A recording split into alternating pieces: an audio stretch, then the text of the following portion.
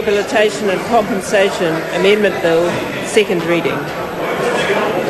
The Honourable Dr Nick Smith. I move that the Injury Prevention, Rehabilitation and Compensation Amendment Bill be now read a second time. Mr Speaker, this bill is to address problems in ACC where it has become financially unsustainable and reform is required to secure its long-term future for all New Zealanders. ACC's 2008-9 annual report showed a loss of $4.8 billion, almost half the $10 billion government deficit last year. This comes on top of a $2.4 billion loss for the previous year.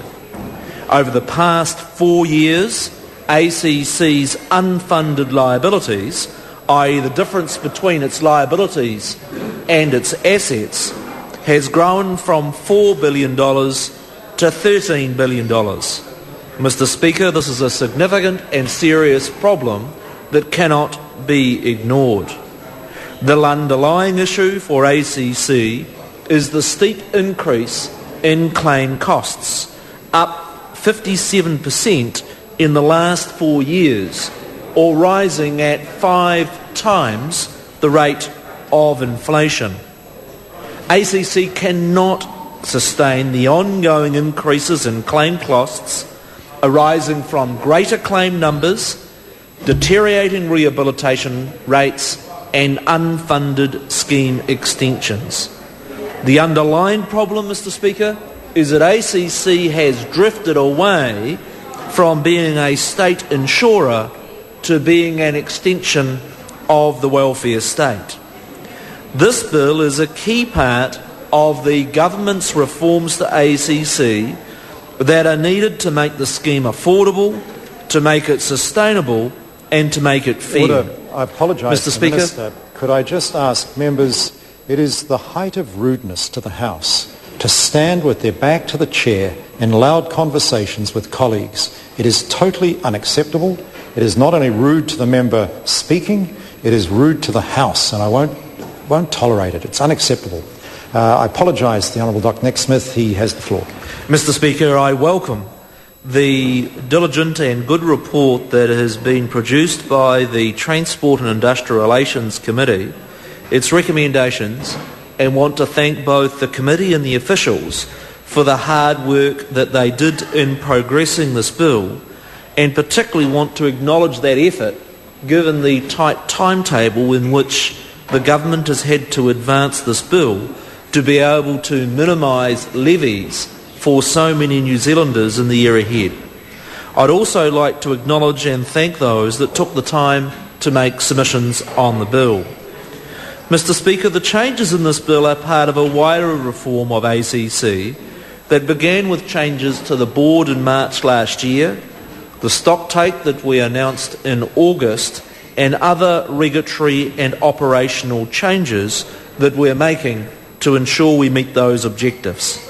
The main purpose of the bill is to increase the flexibility in the ACC scheme, to facilitate cost and containment, to provide for closer working relationships between ACC and other government agencies, and to improve the financial reporting and accountability of ACC so in future we are not caught in surprise by very large multi-billion-dollar losses.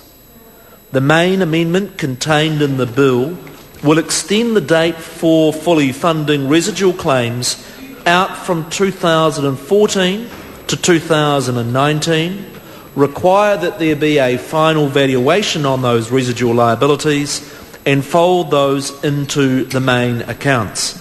Mr Speaker, the intention in 1998 was that ACC would be fully funded by 2014. Good progress was made in the years through to 2004, but over the last 5 years, the costs of ACC have grown so extraordinarily that it would involve huge increases in levies for earners, for businesses and for motorists to be able to meet that full funding date by 2014, and that is why the government, with the support of the Select Committee, wants to make that change. Other amendments reverse changes to the test for gradual process conditions to remove the presumption that ACC should automatically provide cover, introduce a cover threshold for injury related to hearing loss, and rescind changes made to weekly compensation eligibility and entitlements that were made in 2008.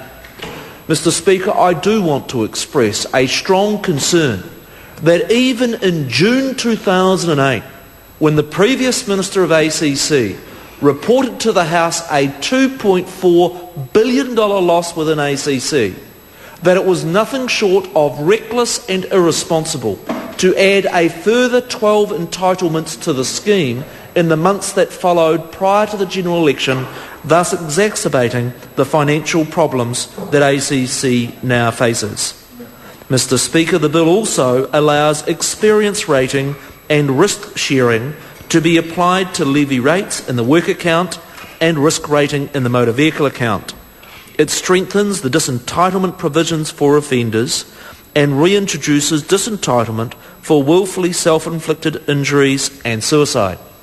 Mr. Speaker, I particularly want to draw to the attention of the House the provisions in this bill that will disentitle those that commit criminal acts and then expect ACC to provide full entitlements. Mr. Speaker, I get repeated letters from New Zealanders all over the country frustrated by that process, and Parliament and this government is rightly responding to that concern. The bill also includes some operational improvements and technical changes to improve its flexibility. The Select Committee received 133 submissions and has recommended only minor changes to the bill, clarifying the provisions relating to cover for hearing loss, the full funding regime for those residual liabilities, and to improve on the provisions around experience rating and risk sharing in the work account. They've also made some minor changes to the financial reporting requirements to ensure that they are effective, and some technical changes around the disentitlement for criminals. Mr. Speaker, I want to also thank the committee for the work that they have done in making changes around risk adjustments, risk sharing and experience rating to ensure that they cannot be applied to the portion of levies that is necessary to fund the residual amount.